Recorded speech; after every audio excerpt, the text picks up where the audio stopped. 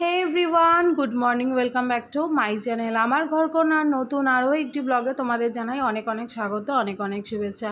I hope তোমরা খুব ভালো আছো আর ঈশ্বরের কৃপায় যে যেখানে আছো সুস্থ আছো।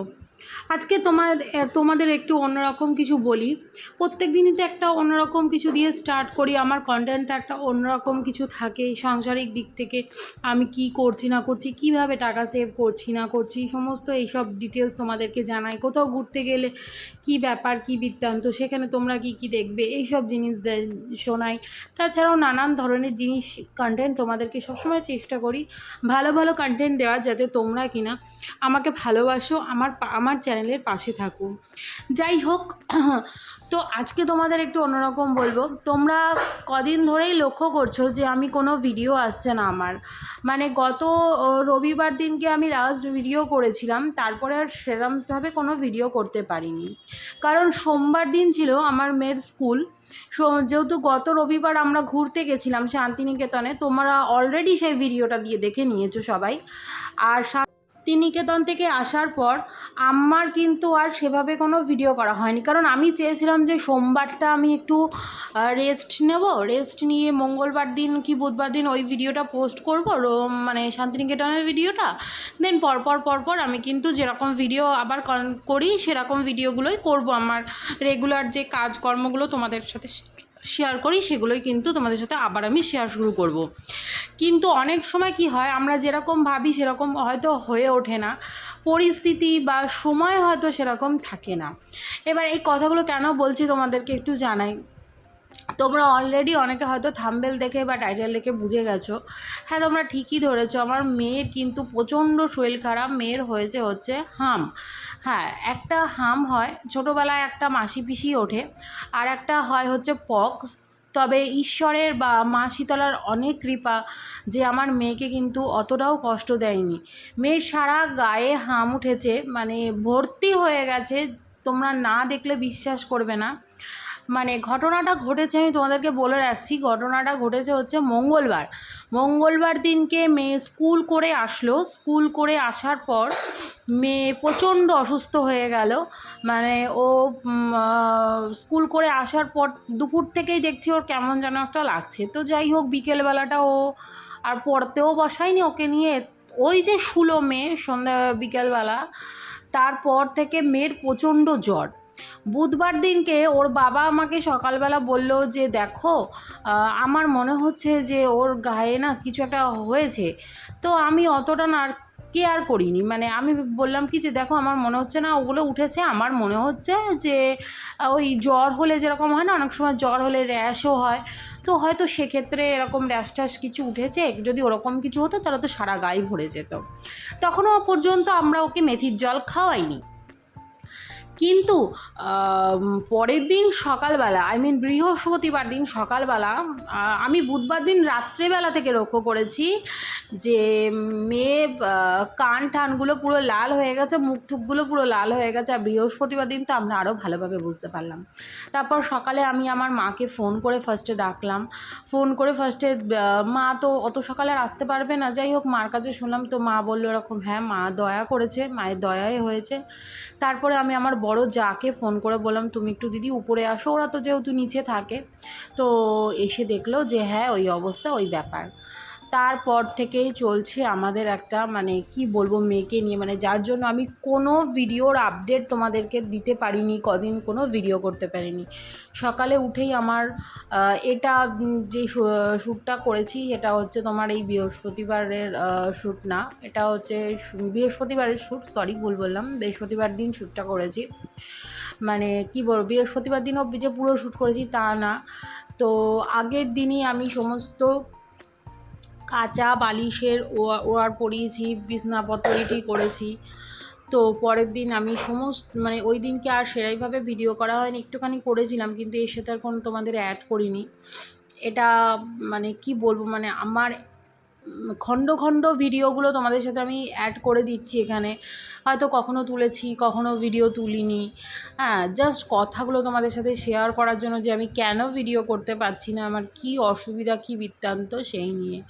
তো যাই হোক, সবসময় আমার বড় যা আমাকে যে সমস্ত নিয়ম কানুনগুলো বলে গেল যে মেয়েকে সব সময় পরিষ্কার পরিচ্ছন্ন রাখতে হবে, স্নান করানো যাবে না।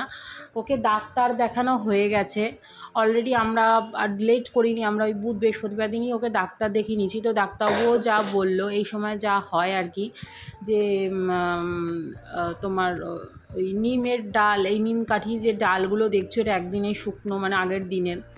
তো আমি যেদিন ভিডিও করেছি মানে তার আগের দিনের এগুলো, এখন তার ওইভাবে চুল মানে করা যাবে না। সকালবেলায় বাসি বিছনা তুলে ঘর দোর সব ঝাঁট দিয়ে, ঝাঁটা বলতে অন্য ঝাঁটা লাগানো যাবে না, ওই প্লাস্টিকের ঝাঁটা যেগুলো আমরা সচরাচর এখন ইউজ করি ঘরে, তো সেই দিয়ে ভালো করে বর ঝাঁট দিয়ে নিল। আমি মেয়েকে সমস্ত ফ্রেশ করিয়ে, কারণ ওকে স্নান করানো যাবে না যেহেতু, তো ওই যতটা গাছ স্পঞ্জ করানো যায় ওগুলো করিয়ে একটা ধূপকাঠি এখানে সারা ঘরে দেখিয়ে দেবো, ঘর বাড়িময় দেখিয়ে তারপরে কিন্তু ধূপকাঠিটাকে স্ট্যান্ড করে দেবো।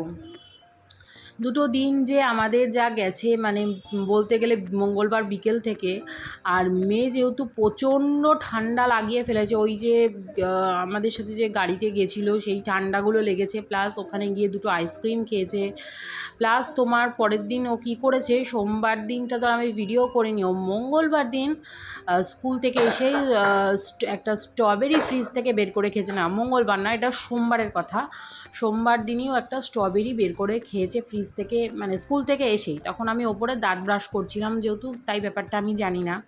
তোমরা হয়তো অনেকে বলবে যে কেন তুমি বাধা দাওনি, আমি এরকম ডাইরেক্ট ফ্রিজ থেকে, আমি জানিই না, আমি উপরে দাঁত ব্রাশ করছি, ও আমাকে ওপরবার এসে দেখাচ্ছে মা আমি একটা স্ট্রবেরি খেয়েছি, মানে তখন অলরেডি ওর খাওয়া হয়ে গেছে।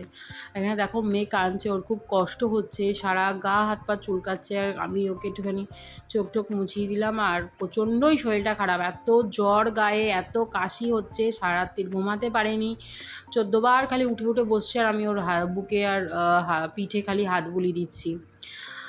আর অলরেডি ডাক্তার দেখি ওষুধ তো খাওয়ানো হয়ে যাওয়ার পরে সারা গায়ে র্যাশ পড়ে গেছে, আর ওকে নিমের ডাল দিয়েছিলাম, বললাম যে বাবা নিমের ডালগুলো দিয়ে তুমি গা হাত পা চুলকাও।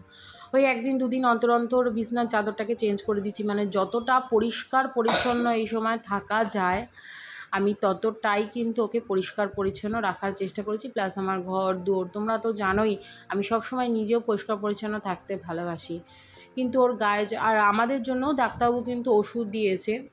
আর এই সময় খাওয়া দাওয়া বলতে ডাক্তারবাবু বলেছে যে কোনো তেল মশলা চলবে না, তেল চলবে না, অন্তত তেল তো চলবেই না, ওকে পুরো সেদ্ধ খাওয়াতে হবে। আর তাছাড়া ওর গলার ভেতরেও ভেতর দিকে উঠেছিল, তারপরে তোমার ঠোঁটে ঠোঁটে উঠেছিল দেখে ও নিজেও খেতে পারছিল না, তাই ওকে ওই আলু সেদ্ধ ভাত ওই খাওয়াচ্ছি 2 বেলা 3 বেলা করে।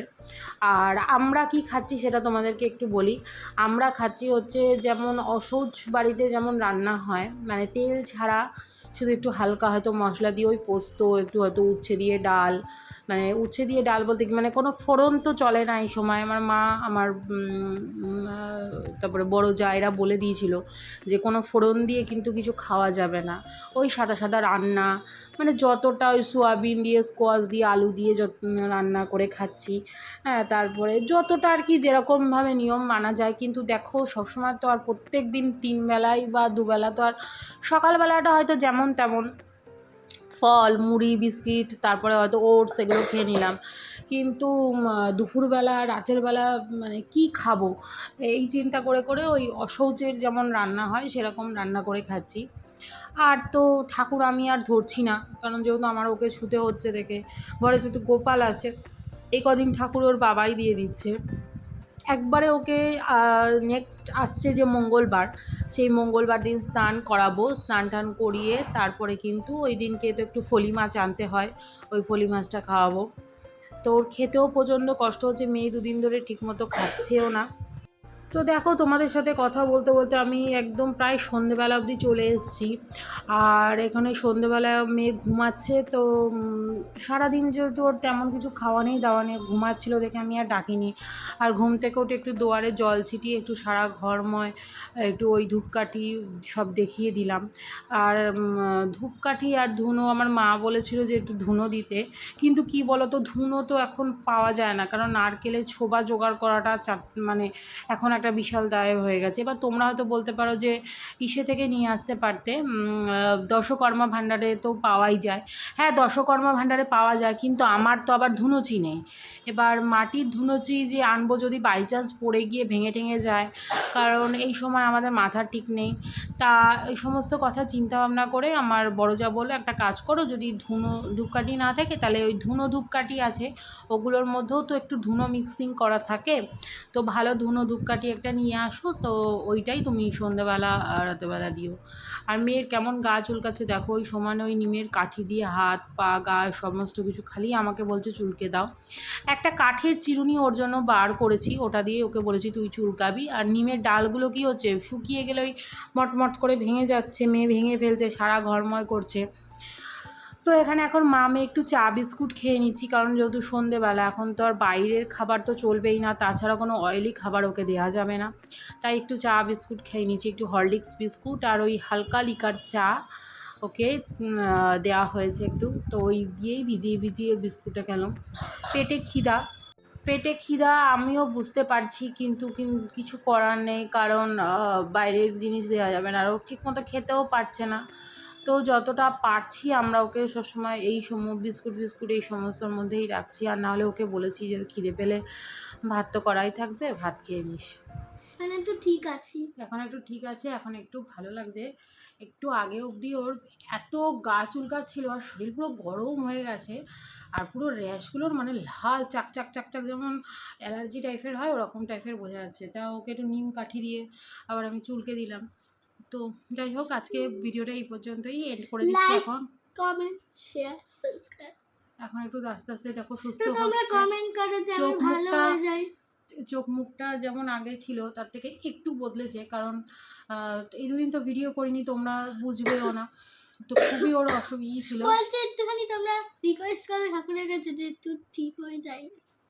তো যাই হোক, যেটা বলো যে বলছিলাম, রিক্সা একটু যাতে ঠিক হয়ে যায়। ঠিক আছে চুপ কর। তো যাই হোক, যেটা বলছিলাম যে দুদিন আগে অবধিও মেয়ের যা অবস্থা ছিল, মানে আমার তো ভিডিও সব মাথায় উঠেছে। যাই হোক, এবার তোমরা একটু ভগবানের কাছে প্রে করো অবশ্যই, মা শীতলা যেন ওকে তাড়াতাড়ি সুস্থ করে দেয়। বাচ্চা মানুষ, খুবই কষ্ট হচ্ছে, সারা গায়ে র্যাশ ভরে গেছে আর প্রচণ্ড চুলকাচ্ছে, চুলকানোটাই বেশি কষ্ট লাগছে, এটাই হলো ব্যাপার। তো চলো, ভিডিওটা এখন এই পর্যন্তই, আবার দেখা হবে কালকে। এখন টাটা করে দাও, তারপর চুলকে দেবো। টাটা।